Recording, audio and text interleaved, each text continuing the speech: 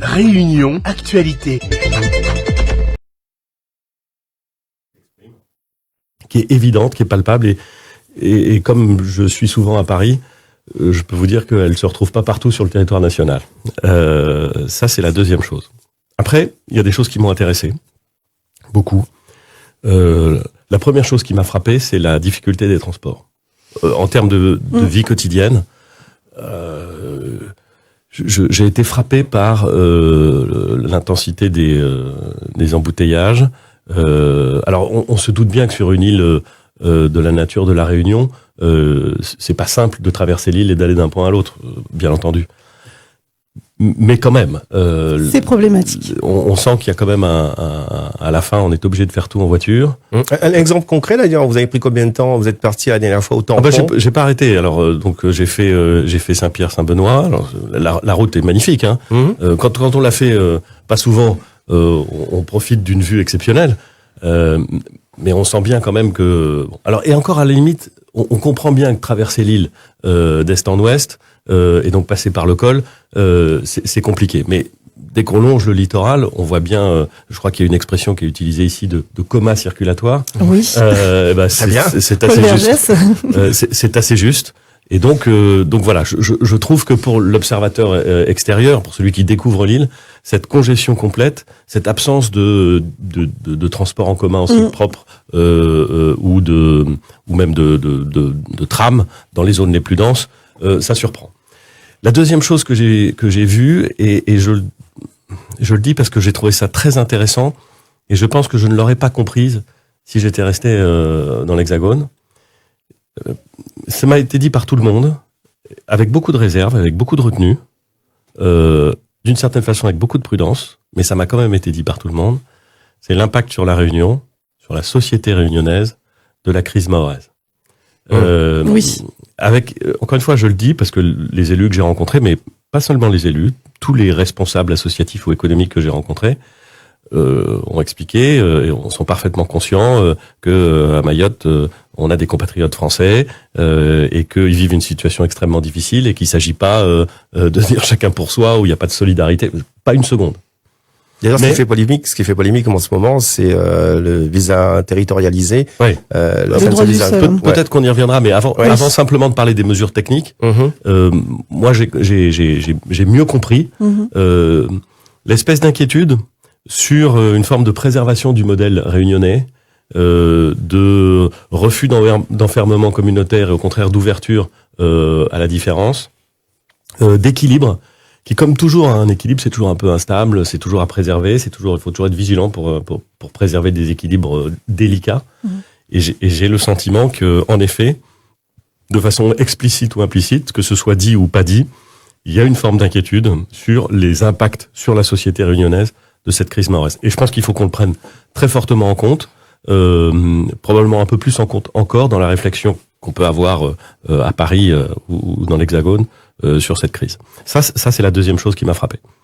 Et puis pour terminer ce long panorama de choses qui m'ont frappé, je dirais que la troisième chose c'est le fait que il y a quand même une énergie et une envie d'innover, d'avancer, de trouver des solutions, d'être dans le positif, qui est assez réjouissante. Je le voyais hier notamment sur, alors c'est une question difficile, mais sur la question de l'agriculture, de la stratégie agricole, de la préservation du foncier agricole. C'est un peu technique quand on dit préservation du foncier agricole, mais enfin c'est vachement important parce que c'est ce qui permet de garantir qu'on va continuer à avoir des terres sur lesquelles on va pouvoir faire pousser des produits, on va pouvoir cultiver, on va pouvoir élever. Et je trouve que les interlocuteurs que j'ai rencontrés, alors j'ai pas rencontré tout le monde bien entendu, mais j'ai quand même rencontré déjà pas mal de monde, ils veulent trouver des solutions. Ils sont il faut avancer. Donc ça je trouve que c'est très réjouissant. Voilà les trois choses rapidement qui m'ont frappé. Ça fait plaisir à entendre. D'ailleurs, vous avez été accueilli par Margie Sudre. Comment vous l'avez connu? Je l'ai connu si j'ose dire comme toutes celles et ceux qui ont un engagement politique ou qui s'intéressent à la vie publique, parce qu'elle a été membre du gouvernement, qu'elle était membre du gouvernement sous un Premier ministre pour qui j'ai beaucoup d'affection et d'amitié, Alain Juppé. Et puis il se trouve que je l'ai retrouvé en 2015 et 2016 lorsque, c'est il y a pas longtemps, mais ça semble déjà une autre époque, lorsqu'il y avait une primaire de la droite et du centre, et que Margie, comme moi, étions engagés auprès d'Alain Juppé. Voilà, donc j'étais content de la retrouver en pleine forme, avec l'œil pétillant et vif qu'on lui connaît, et le sourire incroyablement chaleureux qu'on aime chez elle.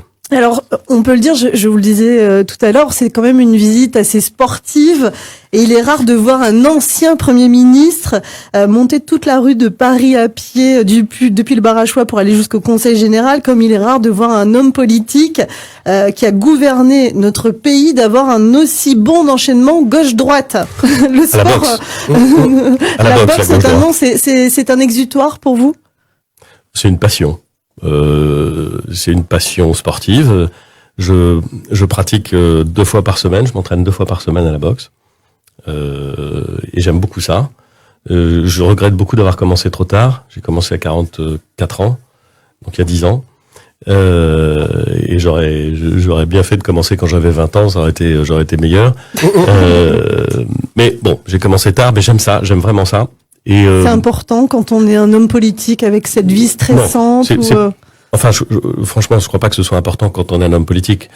C'est important quand on est un homme ou quand on est une femme et que on trouve une pratique sportive. Parfois, c'est autre chose qu'une pratique sportive. En l'occurrence, moi, c'est une pratique sportive et c'est dans la boxe un moyen de se connaître soi-même, d'être exigeant avec soi-même parce que c'est exigeant un entraînement de boxe. Hein. Et en même temps de se maîtriser, d'être mieux en contrôle de soi-même. Et souvent, la pratique sportive, peut-être même encore plus la pratique des sports de combat, elle vous amène à cette forme de, je sais pas s'il faut dire sérénité, c'est peut-être un peu prétentieux de parler de sérénité, mais c'est quand même ça, de maîtrise de soi, de maîtrise de ses émotions, de maîtrise de ses angoisses ou de ses peurs, de maîtrise de son énergie. Moi, j'ai trouvé ça avec la boxe, et c'est intéressant parce que, comme souvent les sports de combat, c'est un sport qui vous renvoie à une forme d'humilité parce que il y a toujours quelqu'un meilleur que vous et le meilleur que vous, il peut vraiment vous mettre par terre. Donc il faut savoir ses limites, il faut être humble. Vous êtes un compétiteur ? Ouais. Oui. Mais donc vous connaissez ses limites, donc faut être humble et en même temps vous avez confiance en vous parce que vous savez que vous pouvez les dépasser parfois. Et donc c'est un très beau sport. Et au fond, on s'en fout de moi. Alors, en l'occurrence, ce qui était intéressant, c'est que ce que j'ai vu hier au quartier du Mont-Gaillard, oui. C'est une action menée en pied d'immeuble par une association EPA qui essaie d'encadrer des tout jeunes gamins. Hein. Ils sont tout petits. Ils sont même pas encore adolescents pour la plupart d'entre eux, en leur apprenant très très librement les rudiments de la boxe. Et donc en essayant de leur faire passer, alors qu'ils sont encore très jeunes, un certain nombre des fondements de ce sport, c'est-à-dire le respect de l'adversaire, c'est-à-dire la maîtrise de soi-même, c'est-à-dire la maîtrise d'un geste et le travail sur un geste. Et je pense que c'est malin. Il se trouve que j'ai vu ça au Havre, où on a des initiatives qui sont comparables. Ça produit souvent des bons résultats et j'étais assez heureux de le découvrir. Puis alors, je vais vous dire, en plus c'est marrant parce que c'était au quartier de Montgaillard à Saint-Denis et oui. Moi je vais faire de la boxe au Havre, dans quel quartier ? Montgaillard. Exactement. C'est une grosse coïncidence. Oui. Alors, juste rappeler que dans quelques instants, on rejoindra nos auditeurs, puisque Édouard Philippe est avec nous jusqu'aux environs de 8h30 ce matin. Oui, même un petit peu avant. Il faudra le libérer. Voilà, donc je rappelle aux auditeurs, vous aurez la parole dans un instant. 02 62 99 10 00. Alors, Édouard Philippe, vous êtes maire du Havre, président du parti que vous avez fondé, le parti Horizon, ancien Premier ministre, mais aussi vous êtes un homme de lettres. Vous avez publié plusieurs livres, Des lieux qui disent, aux éditions Lattès, en 2023, Impression et Ligne claire en 2021, c'est coécrit d'ailleurs avec votre ami Gilles Boyer, Des hommes qui lisent en 2017. Vous écrivez aussi des thrillers dans l'ombre. Ouais. Vous êtes scénariste aussi, puisque c'est produit par France Télévisions. Ça a été décidé l'année dernière. Où ça en est d'ailleurs ? Eh ben, j'ai écrit ce livre, ce roman avec mon ami Gilles Boyer, qui est député européen. Il y a maintenant longtemps. On a sorti Dans l'ombre en 2011. 2011, oui. Ouais, 2011. C'est un polar qui se passe dans le monde politique, mais qui raconte pas, c'est pas un roman à clé, hein, on décrit personne qui existe, c'est vraiment un polar, avec des personnages fictifs. Et moi j'ai adoré écrire un polar, je trouve que c'est extraordinaire, j'aime bien les polars à lire, et en écrire un c'était une espèce de rêve d'enfant, donc j'ai trouvé ça super. Et il se trouve que il y a des producteurs qui nous ont approchés pour nous dire qu'ils trouvaient que c'était un bon roman, mais que ça pourrait faire une bonne série télévisée. Et donc ils nous ont associés à l'écriture du scénario. Et enfin on était co-scénaristes, il y avait des gens dont c'était le métier, heureusement d'ailleurs avec nous. Et la série est tournée, elle est montée, et elle sera diffusée en septembre sur France Télévisions, et on est très content. Alors en même temps, c'est bizarre, vous savez, quand vous écrivez un livre et que vous l'adaptez, ça devient un nouvel objet qui est pas complètement le vôtre, et donc que je vais découvrir avec un peu d'excitation et voilà, ça m'amuse beaucoup. Mais c'est vrai que j'aime écrire, et c'est vrai que je pense que se poser.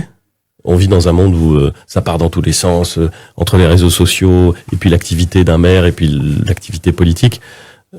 Et parfois se poser à sa table et écrire ce qu'on pense, ou imaginer une histoire, ça fait du bien. Ça contraste, ça permet de poser ce qu'on pense. Moi, je réfléchis comme ça. Je réfléchis en écoutant, en rencontrant des gens. C'est comme ça que je réfléchis le mieux. Et ensuite, en écrivant. Pour garder ce qui me paraît essentiel et pour essayer de construire sur ce que j'ai entendu. Donc ça fait partie de ce que je suis, et ça compte beaucoup pour moi d'écrire. C'est devenu mon activité professionnelle, si j'ose dire, à côté de mon engagement politique. Alors je crois, ou j'ai cru entendre aussi que vous avez beaucoup d'humour.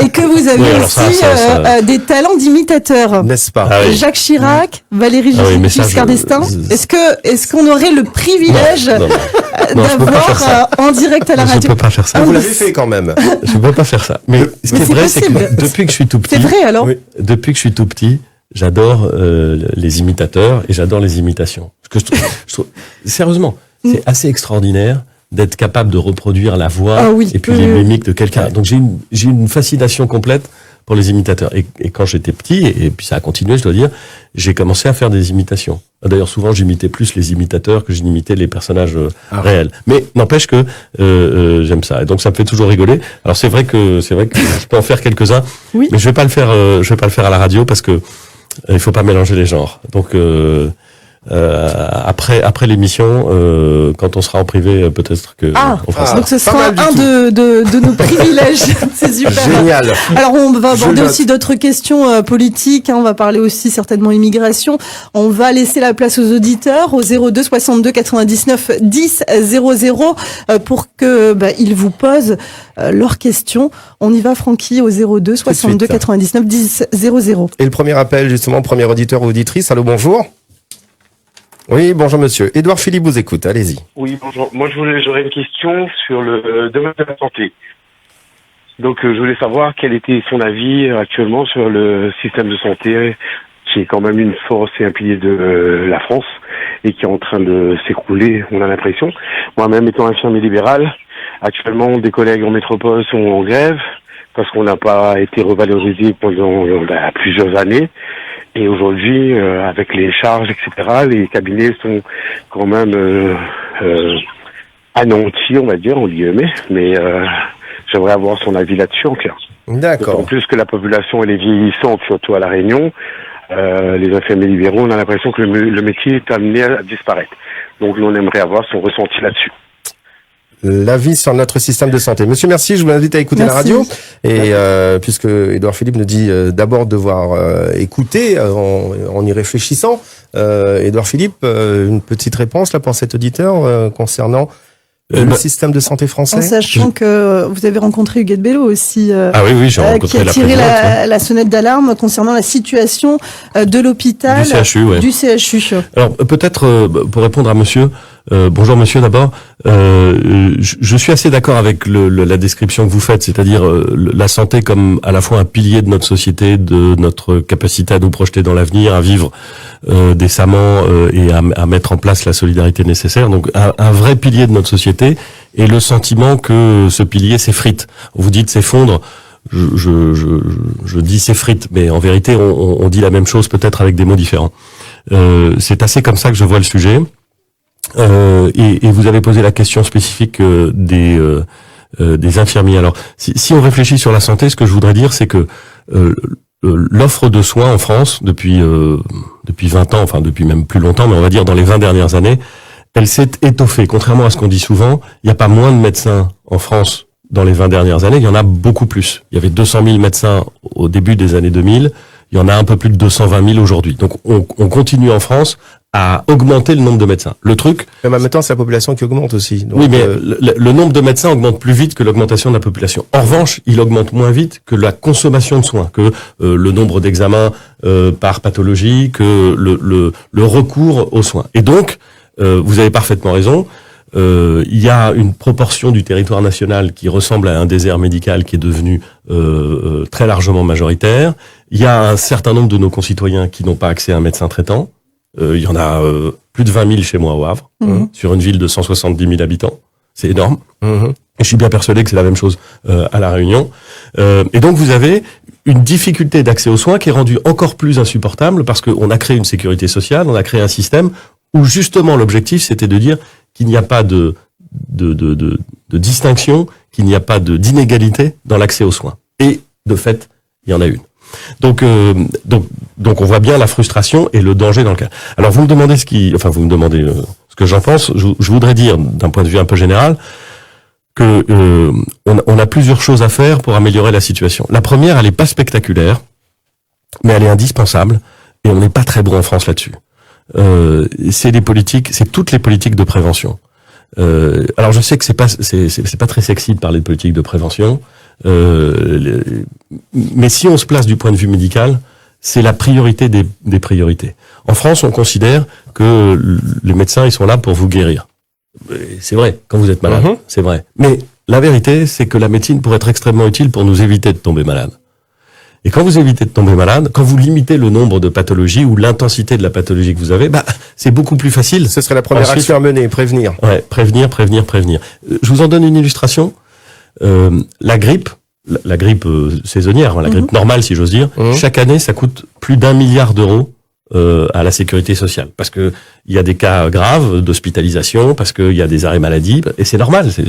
Quand vous avez la grippe, vous êtes par terre. Bon, on sait que si on vaccinait 65% de la population, et notamment la population la plus fragile, contre la grippe, ce qu'on sait faire, le vaccin contre la grippe, ça existe, chaque année on peut se vacciner, on réduirait considérablement le nombre de cas graves et on réduirait considérablement la dépense médicale. Oui, mais sauf qu'il y a quand même une bonne partie de la population, Édouard Philippe, qui justement se méfie des vaccins. Je sais, et c'est pour ça que j'évoque le sujet, et je sais qu'il y a beaucoup de responsables politiques qui préfèrent ne pas parler des sujets qui fâchent. Moi, je préfère parler des sujets qui fâchent s'ils sont importants. Je me fous des sujets qui fâchent quand ils n'ont aucune importance. Mais ça, c'est un sujet important.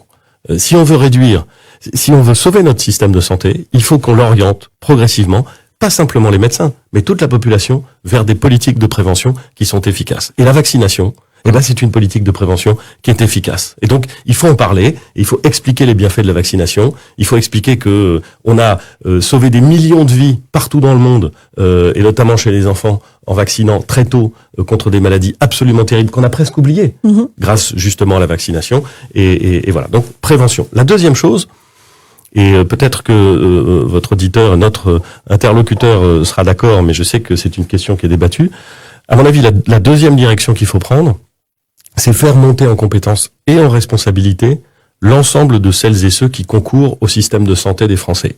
C'est-à-dire que les infirmiers et les infirmières, les pharmaciens qui ont une formation, qui ne sont pas médecins et qui n'ont pas vocation à devenir médecins, peuvent en faire plus pour autant qu'on les accompagne dans leur formation et pour autant que, le cas échéant, on les encadre différemment, notamment grâce aux médecins. Mais j'ai la conviction absolue que un infirmier comme monsieur, qui a 10 ans de métier, 20 ans de métier, si on lui propose, dans des conditions peut-être un petit peu plus faciles qu'aujourd'hui, une formation complémentaire, il peut monter en compétence, faire des actes qui aujourd'hui ne relèvent pas de l'infirmier, en bonne intelligence avec un médecin, et ça permet d'accéder à une offre de soins qui sera beaucoup plus nombreuse que simplement l'offre médicale. Alors, j'ai bien conscience que ce que je dis, c'est pas facile. Oui, j'allais dire, parce que déjà, les infirmiers, ça reste dans le domaine du soin, puisqu'on a parlé justement de cette possibilité pour les infirmiers d'établir les certificats de décès. Bon, bien sûr, là, je parle après la vie, hein, lors du décès d'un proche. Les infirmiers ne sont pas tous forcément d'accord faire des formations pour pouvoir... Mais vous avez raison. Mais ça rajoute encore un peu plus, même si, voilà, il est nécessaire. Vous avez raison, mais on n'est pas obligé de les forcer. Je dis pas que tout le monde doit reprendre 6 mois d'études ou 1 an d'études. Je suis pas là pour forcer les gens. Je dis juste que si on veut donner des perspectives, notamment à un certain nombre d'infirmiers libéraux, il faut leur proposer, s'ils le souhaitent, s'ils le veulent. De toute façon, il y a un acte de volonté qu'il faut faire, mais de leur proposer d'avoir des formations complémentaires qui leur permettent de monter en compétences, peut-être de mieux gagner leur vie aussi. Par la même occasion, donc d'enrichir leurs perspectives. Et je suis assez convaincu de ça, parce que je ne vois pas comment, sinon, on va pouvoir faire face à cette croissance de la demande de soins, alors qu'on a une offre de soins qui, elle, reste relativement limitée. Donc pour moi, c'est la deuxième direction. Il y en a sans doute beaucoup d'autres. Vous avez évoqué, mais peut-être qu'il faut que je fasse des réponses plus courtes. J'allais le dire, je sais pas, mais si vous me tendez la perche, je veux bien effectivement des réponses plus courtes, parce qu'effectivement, on a pas mal d'auditeurs qui nous rejoignent actuellement, et justement, on va donner à quelqu'un l'occasion d'intervenir avec vous. Allô, bonjour. Oui, bonjour. Bonjour monsieur. Édouard Philippe vous écoute. Oui, Jonathan. Enchanté. J'aurais une question qui concerne l'actualité en ce moment là. C'est justement le fait que les plusieurs, on a donné les patrimoines de plusieurs ministres en ce moment. Qu'est-ce que vous pensez? Est-ce que la France, comme elle est gouvernée par des millionnaires en ce moment, est-ce que les millionnaires ils sont connectés avec la réalité quotidienne du peuple, hein, qui galère tous les mois à finir les fins de mois? Et est-ce que eux, avec leur prise de décision, cela reste, ça correspond vraiment aux difficultés que la population rencontre tous les jours? Et une autre question, est-ce que lui-même, rapidement, oui. Édouard Philippe, est-ce que lui-même il est millionnaire? Ça a été un sujet de notre baromètre, des ministres millionnaires. Alors est-ce que lorsqu'on est ministre et millionnaire, on est déconnecté de la réalité? Bon, vous avez raison, monsieur. Il y a un certain nombre de membres du gouvernement actuel qui ont un patrimoine élevé. Certains parce que ils ont une activité professionnelle qui a bien marché avant, d'autres parce que ils ont bénéficié d'un héritage familial. Et vous avez raison. Il y a un certain nombre de membres du gouvernement qui ont beaucoup de patrimoine, et en tout cas beaucoup plus que la moyenne du patrimoine des Français. C'est vrai. Est-ce que ça leur interdit de prendre des décisions adaptées? Est-ce que ça leur interdit de comprendre le quotidien des Français? Moi, je voudrais simplement vous donner un exemple qui résume peut-être pas tout, puis vous en penserez bien ce que vous voudrez, mais qui me paraît important. Vous avez au gouvernement, par exemple, le ministre de l'Intérieur. Il s'appelle Gérald Darmanin. Je ne sais pas s'il est millionnaire ou pas. Je suis pas sûr qu'il soit millionnaire. Ce que je sais, c'est ce que faisaient ses parents, parce que je les connais et parce que j'aime bien Gérald, c'est un ami. Il vient d'un milieu extrêmement modeste, monsieur. Et il vit dans un pays, la France, où quelqu'un qui vient d'un milieu extrêmement modeste peut être maire de Tourcoing, député, puis ministre du budget et ministre de l'Intérieur. C'est une sacrée progression. Juste avant Gabriel Attal, il y avait une femme formidable qui était première ministre. Elisabeth Borne. Elisabeth Borne, elle a grandi sans son père, qui est mort alors qu'elle était très jeune. Et parce qu'elle travaillait énormément, parce que elle venait elle aussi d'un milieu très modeste, parce qu'elle a bénéficié d'un accompagnement et notamment de bourse, elle est rentrée à Polytechnique, elle a fait une carrière professionnelle extraordinaire, elle est devenue Premier ministre. Il y a des parcours comme ça aussi dans le monde politique. Et ces parcours-là, pour des raisons que je ne comprends pas, on ne les met pas suffisamment en avant, on ne les valorise pas suffisamment. Je trouve qu'on devrait en être fiers. Eux doivent en être fiers. Bien sûr. Nous, on devrait en être fiers. Mais en même temps, Édouard Philippe, au vu de ce que vous expliquez là, l'auditeur là qui parle, je pense que nombreux sont justement les Français qui auraient peut-être la même réflexion. C'est que quand il y a un produit qui augmente de 20 centimes aujourd'hui et qu'on se rend compte qu'on l'utilise régulièrement, on porte une certaine attention. Et la question que pose cet auditeur, il veut juste comprendre, est-ce que au niveau du gouvernement, par exemple, on est conscient de ces augmentations qu'il y a tout autour? Est-ce que vraiment le gouvernement prend conscience de cette difficulté, de cette inflation? Ils ne la vivent peut-être pas pareil. Oui. Alors, vous avez raison. Je pense que pour beaucoup d'entre eux, ils ne la vivent pas de la même façon. C'est vrai. On va pas raconter de crack. Hein. C'est un fait. Mais je pense aussi que pour plein de raisons sur lesquelles je peux revenir, ils sont conscients de ces impacts. Je pense même qu'ils sont très conscients de ces impacts. Moi, je vais vous dire, je ne sais pas si je suis millionnaire, même si je commence à avoir un patrimoine parce que j'ai un appartement au Havre et parce que j'ai un appartement à Paris conséquent. Mais enfin, je suis aussi maire du Havre. Et le Havre, c'est une ville, je vous l'ai dit, de 170 000 habitants, extrêmement populaire, avec beaucoup de pauvreté, avec beaucoup de quartiers très difficiles. C'est la réalité dans laquelle je suis quotidiennement. Je rencontre tous les jours des concitoyens qui vivent parfois des difficultés considérables, économiquement, financièrement, socialement, humainement, familialement. Bon, donc je pense quand même que l'enracinement politique, le fait d'être maire, le fait d'être au contact en permanence, à portée d'engueulade, comme on dit parfois s'agissant des maires, permet aussi de comprendre, d'apprendre et de prendre en compte les réalités.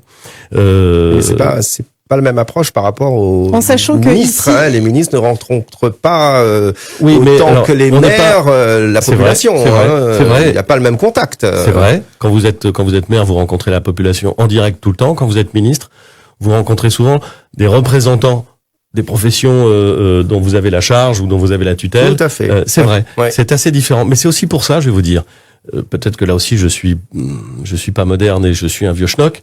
C'est aussi pour ça que j'aime bien les engagements politiques qui passent par un enracinement électoral local, qui passent par le fait que pendant moi ça fait 23 ans que je suis élu au Havre.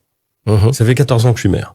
Quand vous partez à Paris pour un poste de ministre, cette réalité que vous avez connue, que dans le détail, vous l'oubliez pas. En tout cas, je pense qu'il faut pas l'oublier. Et donc l'enracinement politique local, il a une vertu. J'en suis absolument convaincu. les lieux qui disent. Ce sont des lieux et des attaches qui disent beaucoup, absolument. Mais c'est vrai qu'ici, près de 40% de la population, je rebondis là-dessus, vit sous le seuil de pauvreté. Et donc, l'inflation, on la ressent, on la vit plus particulièrement. Il y a aussi des taxes. Alors, quand le gouvernement dit vouloir réaliser 10 milliards d'économies, qu'il va falloir encore se serrer la ceinture, est-ce que vous pensez qu'à La Réunion, c'est possible? Alors, d'abord, le fait que le gouvernement veuille faire des économies, c'est-à-dire qu'il préfère ne pas augmenter les impôts, mais diminuer les dépenses, me paraît bienvenu. Je préfère un système dans lequel on diminue les dépenses publiques, elles sont tellement élevées qu'on doit pouvoir les diminuer un peu, qu'un système dans lequel on se dit les impôts sont déjà élevés, mais c'est pas grave, on va les augmenter un petit peu pour équilibrer les budgets. Donc je trouve que c'est plutôt un bon réflexe. La deuxième chose, c'est il faut voir là où on coupe. Bon, pour l'instant, on sait pas très bien. Le ministre a annoncé des décisions importantes, mais enfin il les a annoncées de façon suffisamment large pour qu'on ne sache pas exactement comment ça va se passer. C'est encore assez flou. Non, mais c'est pas. Je dis pas que c'est flou. Pour l'instant, on a annoncé un cadre global et puis ensuite on va rentrer dans le détail. Le cadre global, on voit 1 milliard d'euros en moins sur les dépenses à l'extérieur de la France en matière de développement et de coopération. Bon, c'est 1 milliard de moins. Ça va pas changer directement la vie de nos concitoyens si on supprime ce milliard. Encore une fois, je sais combien c'est important la coopération et le développement, mais enfin, c'est quand même 1 milliard qui va pas impacter directement nos concitoyens. Et quand je regarde ce que j'ai compris des diminutions ou du gel budgétaire, pour parler technique, sur le ministère des Outre-mer, même avec je crois c'est 57 millions de moins sur le budget 2024, même avec ces 57 millions de moins, entre le budget 2023 et le budget 2024, il y a une progression énorme. Donc, en vérité, j'attends de voir comment ça va se décliner, mais je pense que procéder à des diminutions de dépenses publiques, c'est pas totalement absurde. Et alors, je vais vous dire, il y a une autre chose qu'on devrait faire. Alors, pourquoi on diminuerait pas les salaires des sénateurs, de nos députés qui ont été récemment dotés Mais parce que avant de baisser les rémunérations des élus qui sont millionnaires hein, parfois. Le budget de fonctionnement, notamment. Attendez. Avant de baisser les rémunérations des agents publics, des fonctionnaires, ou des élus. Vous avez le droit de vouloir diminuer la rémunération de telle ou telle personne. Mais on peut peut-être se poser la question de savoir si les politiques publiques qu'on fait marchent bien. Parce que si vous voulez vraiment avoir un impact, il faut regarder les politiques publiques qui marchent bien ou qui marchent mal. Je vous en donne un exemple. La politique du logement en France, chaque année, vous savez combien c'est d'argent public ? C'est 40 milliards. C'est énorme, 40 milliards. Mmh. C'est énorme. 40 milliards d'euros chaque année sont consacrés, d'argent public, sont consacrés à une politique qui, objectivement, est une politique qui ne marche pas. Alors, je ne dis pas qu'on obtient des choses pour 40 milliards. Je dirais bien sûr qu'il y a des constructions. Mais c'est pas une politique qui fonctionne bien. Moi, je trouverais beaucoup plus intéressant de se poser la question de savoir où est-ce qu'on a des énormes trous dans la raquette, des choses qui ne fonctionnent pas, combien elles nous coûtent, et si elles nous coûtent très cher et qu'elles fonctionnent pas, alors ça veut dire qu'on doit faire beaucoup mieux. Et je pense qu'on doit regarder ça en commençant par les grandes masses. Parce que si vous voulez faire des économies, il faut commencer par les grandes masses. Là où il y a beaucoup de sommes, plutôt que là où il y a des toutes petites sommes. Alors, c'est un truc mathématique assez simple. Diminuer de 10% la dépense sur une somme de 100, c'est beaucoup moins intéressant que de diminuer de 2% la dépense sur une somme de 1 million. Voilà, et on aurait les 10 milliards sur 100 milliards. Il faut qu'on retrouve nos auditeurs, oui, bien effectivement. Sûr, 02 62 99 c'est vrai 10 qu'on a de bonnes 00. réponses, effectivement, l'échange. Mais voilà, on a nos auditeurs qui sont là, on va les retrouver. Allô, bonjour. Allô. Oui, bonjour. Oui, bonjour tout le monde sur le plateau. Madame Édouard Philippe vous écoute, allez-y. Voilà, j'aurais deux questions. Premièrement, pour la retraite complémentaire avec les cotisations qui augmentent, sachant que ce sont des gens qui ont travaillé. Et surtout, ma deuxième question, c'est au sujet de la SS qu'on va enlever. Et ça va amputer sur les ménages. Donc, je voudrais savoir, et personne ne bouge au niveau du gouvernement, est-ce que on peut faire quelque chose, je sais pas, parce que pas tout le monde a le RSA, quoi. Quand on est en couple, quand un mari touche une retraite, on n'a pas droit au RSA. Sachant que la SS, c'est pareil, ils sont des gens qui ont travaillé, arrivés à un âge qui est quand même à tremplin. D'accord. Voilà mes deux questions. Madame, merci beaucoup. Merci madame. Au revoir. Merci. Au revoir. Merci madame. Plusieurs choses. Vous parlez des retraites et notamment de la retraite complémentaire.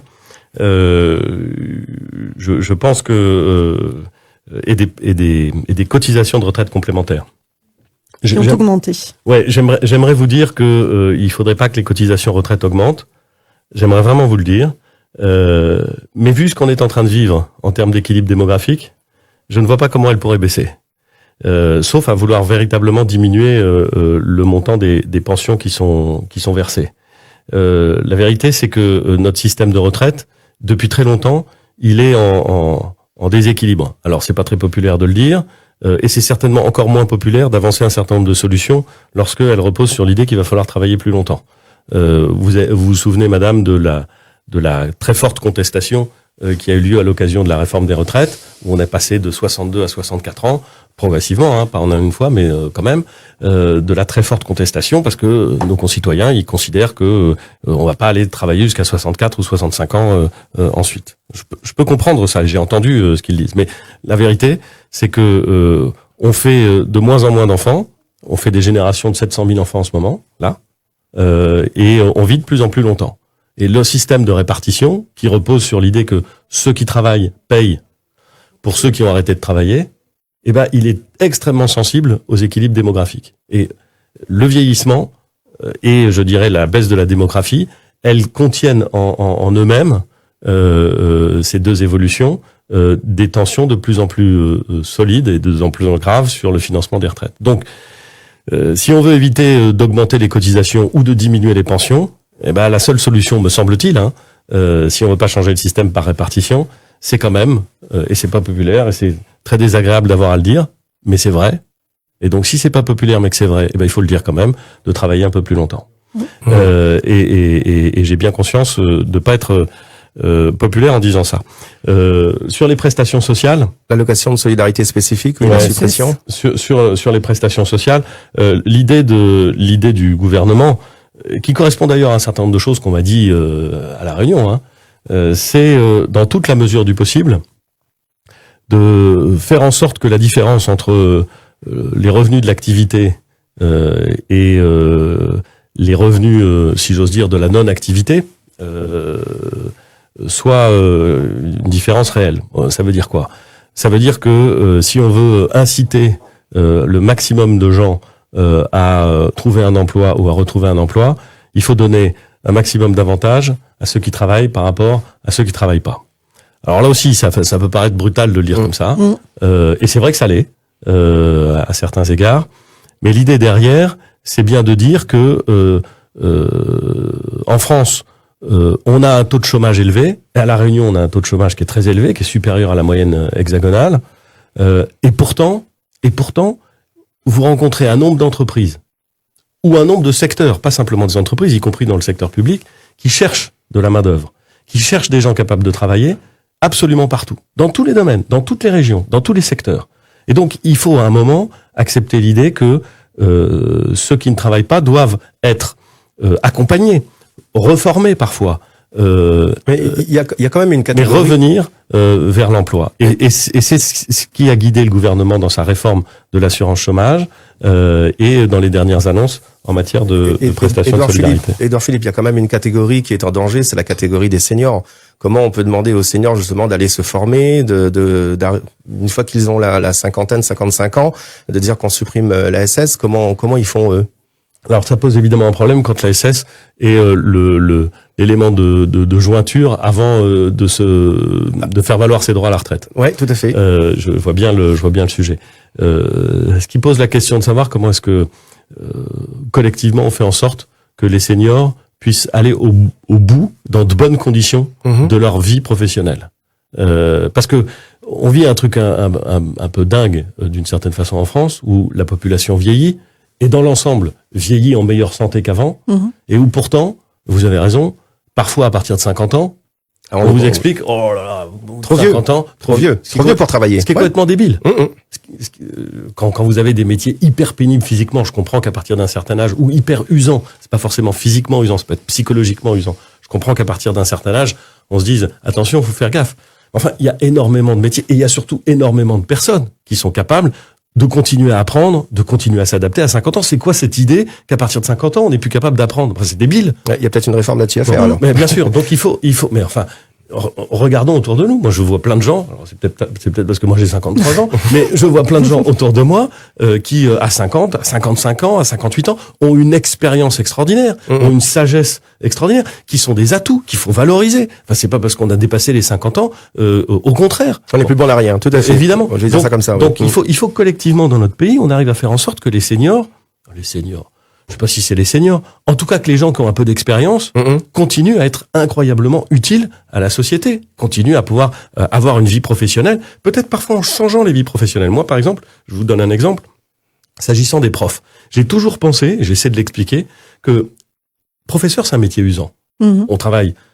Et vous connaissez le sujet. Vos parents étaient professeurs. J'en ai beaucoup dans ma famille, donc je vois ce que c'est qu'un métier. C'est un métier usant. Parfois, quand on connaît pas le métier de professeur, on se dit, ouais, c'est tranquille, il y a beaucoup de vacances, on reprend les cours de l'année dernière. En vérité, c'est un métier usant, vraiment. Mais pourquoi est-ce qu'on change pas, à partir de 50 ans, à partir de 55 ans? Pourquoi est-ce qu'on donne pas la possibilité aux professeurs, en fait, de voir leur métier évoluer? Peut-être plus de faire tout leur service devant des élèves, mais d'avoir la moitié d'un service devant des élèves et l'autre moitié avec des tout petits groupes ou en conseil de jeunes enseignants qui parfois ont beaucoup à apprendre. Une forme d'adaptation. Il y aurait des choses à faire dans l'éducation. Et ça permettrait de donner des nouvelles carrières à des personnes qui ont déjà travaillé 25, 30 ans, 35 ans dans des conditions qui sont parfois difficiles. Je pense qu'on a tout à gagner à imaginer ça. On doit considérer que des gens qui ont 50, 55 ans, 57 ans peuvent continuer à servir la société, peuvent continuer à bénéficier d'une activité professionnelle. Et il faut lutter contre tous. Et parfois, c'est les patrons qui font ça. Hein. Alors, j'allais en venir en parlant du privé, parce que c'est vrai que parfois c'est une façon de gérer son personnel en disant, oh là, vous avez 55 ans, on va pas le former, on va prendre quelqu'un de jeune. Il va partir bientôt, il va tomber malade, il va lui arriver un truc, donc du coup, on va pas le prendre. Et puis, il faut payer plus cher que quelqu'un de jeune. Exactement. Et ben, c'est pas acceptable. C'est aussi pour ça que le gouvernement travaille sur ce qu'il appelle des index seniors, c'est-à-dire une espèce de transparence qui oblige les entreprises à dire, attention, voilà comment est-ce que, dans la durée, on gère notre personnel. Et je pense qu'il faut mettre aussi la pression sur les entreprises pour qu'elles conservent cette richesse et qu'elles la mettent au service de la société plutôt que, entre guillemets, de s'en débarrasser en se disant que quelqu'un d'autre paiera. D'ailleurs, c'est pas intelligent. On n'a pas encore de bilan sur l'index senior puisque on est encore dans la première année de cet index senior. Donc, on ne sait toujours pas qu'est-ce que ça donne pour le moment. Encore un appel, on va profiter du moment, 02 62 99 10 00. Allô, bonjour. Allô? Oui, monsieur, bonjour. Édouard Philippe vous écoute, oui. Bon. Voilà, je voudrais poser je vois déjà tout le monde sur le plateau. Je voudrais déjà poser une question à monsieur Édouard Philippe. Voilà, j'ai ma fille qui habite sur Paris, qui travaille. Elle a fait une demande de logement intermédiaire depuis 6 ans. Et pourquoi les ultramarins, c'est plus dur pour eux d'avoir une réponse et d'avoir un logement sur Paris intermédiaire?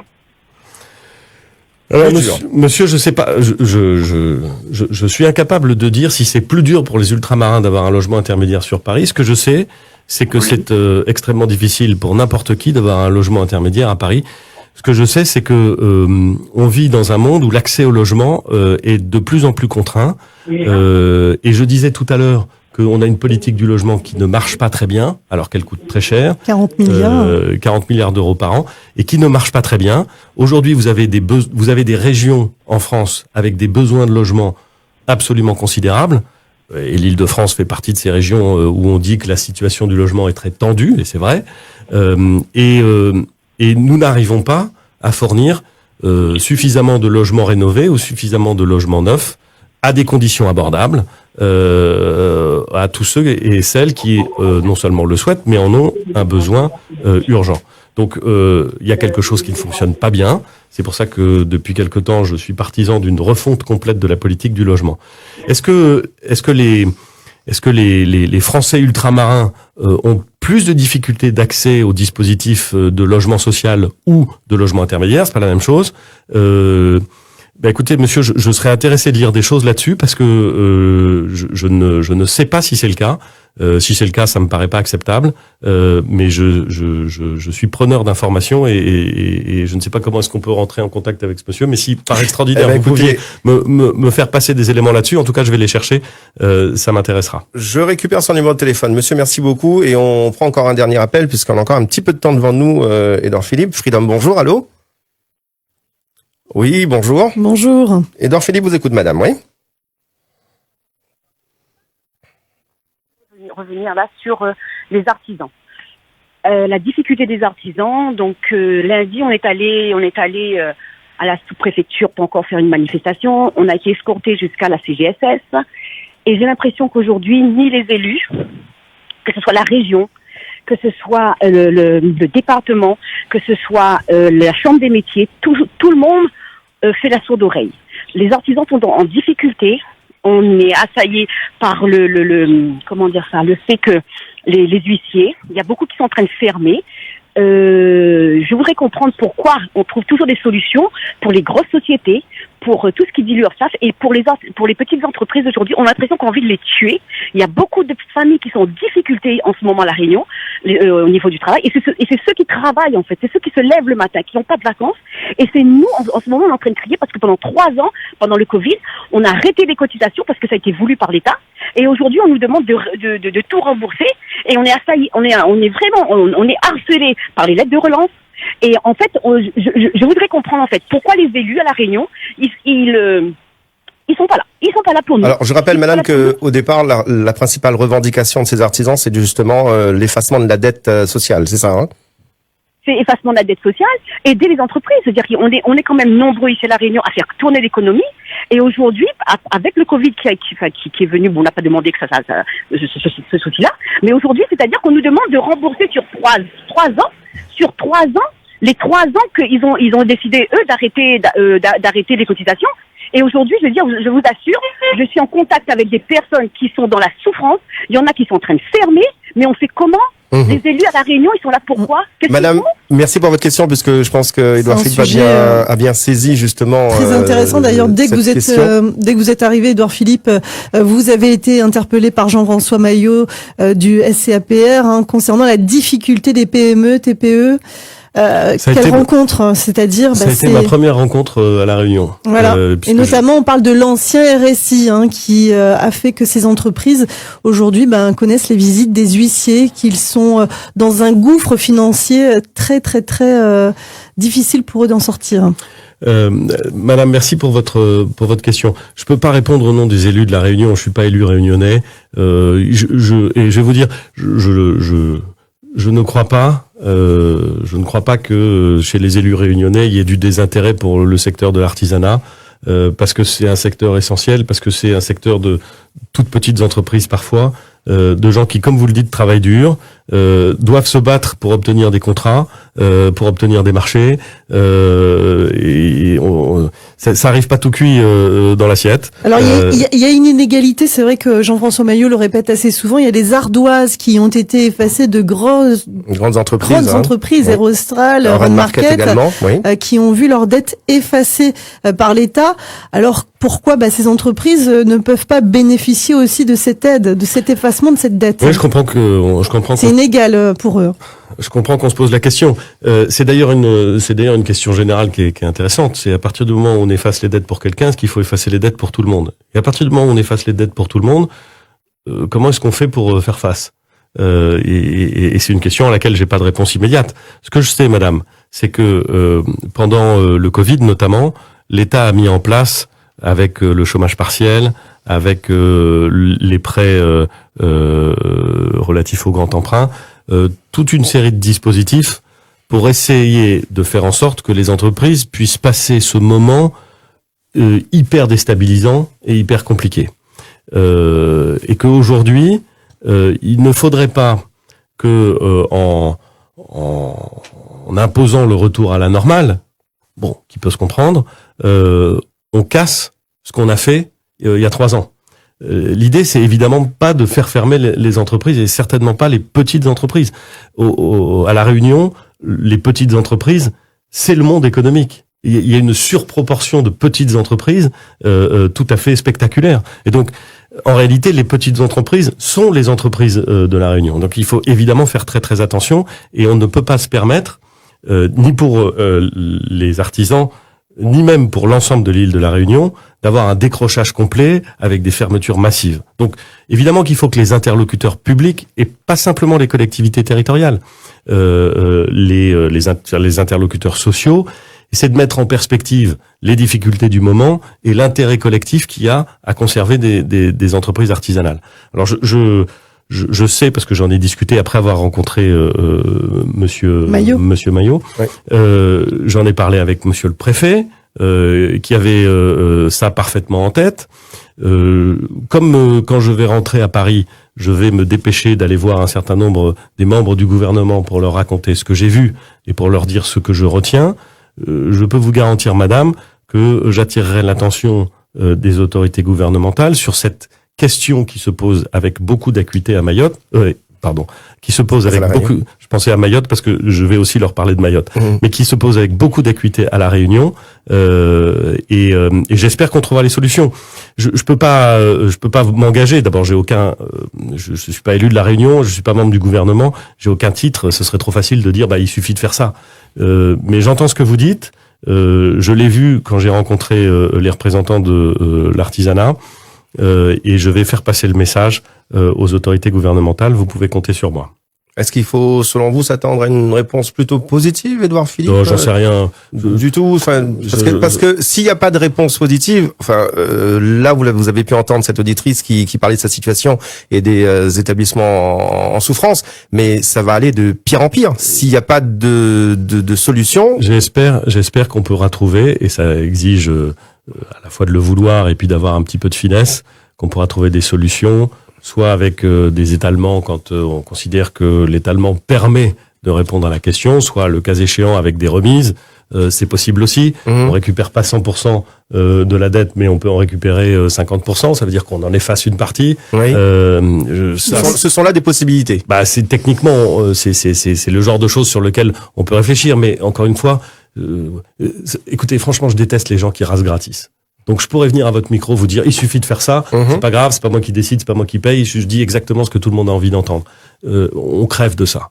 Je connais trop de responsables politiques qui adorent raser gratis. Moi, je rase pas gratis, donc je ne sais pas si c'est possible, mais je peux m'engager fermement à transmettre le message et à dire qu'il y a une vraie urgence et une vraie nécessité.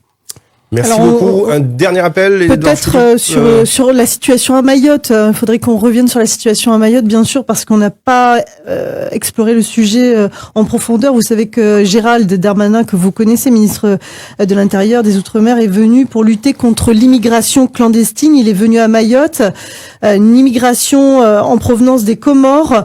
Il a annoncé la suppression du droit du sol via une révision constitutionnelle, ainsi que la fin du visa territorialisé. Pensez-vous que cela va mettre fin à l'immigration clandestine à Mayotte? Et ce sera la dernière question. On vous libère juste après, Édouard Philippe. D'abord, je pense que les mesures qu'a annoncées Gérald vont dans le bon, Gérald Darmanin, pardon, le ministre de l'Intérieur, vont plutôt dans le bon sens. C'est-à-dire que je pense qu'on a à Mayotte une situation qui est littéralement exceptionnelle et qui est grave. Explosive. Explosive, absolument. Et que face à une situation exceptionnelle, il faut savoir prendre des mesures qui sortent de l'ordinaire et qui permettent d'aller dans le bon sens. Je crois que ce qu'il a dit permet plutôt d'aller dans le bon sens. Et donc je soutiens ces mesures. Est-ce que ça suffit? Est-ce que des mesures juridiques dont on a besoin sont à elles seules de nature à régler le problème d'une immigration massive, incontrôlée, dont je ne sais pas si elle peut être contrôlable, dont manifestement les autorités des Comores n'ont pas envie d'assurer la charge de la régulation, c'est le moins qu'on puisse dire. J'espère que oui, mais j'en suis pas sûr. Donc ça veut dire que, au-delà des mesures annoncées par Gérald Darmanin, qu'il va falloir mettre en œuvre. C'est un appel d'air aussi pour venir à La Réunion, hein, la fin du visa territorialisé. C'est ce que je voulais dire. Au-delà des mesures annoncées par Gérald Darmanin, il faut d'abord vérifier qu'elles ont un impact sur Mayotte, réel, et il faut ensuite vérifier qu'elles n'entraînent pas une autre déstabilisation qui serait celle de La Réunion. Donc c'est quelque chose d'extrêmement sensible et d'assez urgent. Ce qui me frappe ici, c'est que c'est pas nouveau qu'il y ait un impact de la crise mahoraise sur la société réunionnaise, mais ça commence à devenir significatif et donc ça veut dire que ça appelle des solutions sans trop tarder. J'en ai pris, je dirais, conscience au cours de mes entretiens ici et au cours de mes visites, et c'est un des sujets que j'évoquerai avec le ministre en rentrant, parce que je pense qu'il faut s'y pencher, pas simplement sous l'angle de Mayotte, et c'est déjà très difficile, mais aussi sous l'angle de La Réunion. Et on voit bien les sujets liés aux évacuations sanitaires à La Réunion, qui viennent d'ailleurs impacter d'une certaine mesure. On parlait du CHU tout à l'heure, qui viennent impacter le système hospitalier. On voit aussi les effets des peines d'emprisonnement qui sont assurées à La Réunion et qui, lorsqu'elles se terminent, ne se traduisent pas toujours par un retour des auteurs à Mayotte ou aux Comores quand ils ne sont pas de nationalité française.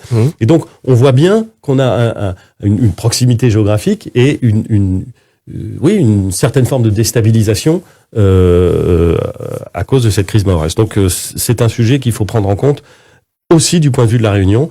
Et encore une fois, ici, ça se sait, ça se dit avec prudence, mais ça se dit. À Paris, il faut que ce soit compris. Merci. Voilà qui clôture effectivement ce rendez-vous. Édouard Philippe, merci beaucoup Monsieur d'être le ministre, l'ancien Premier ministre, d'être venu nous rendre visite et parler aussi aux Réunionnais.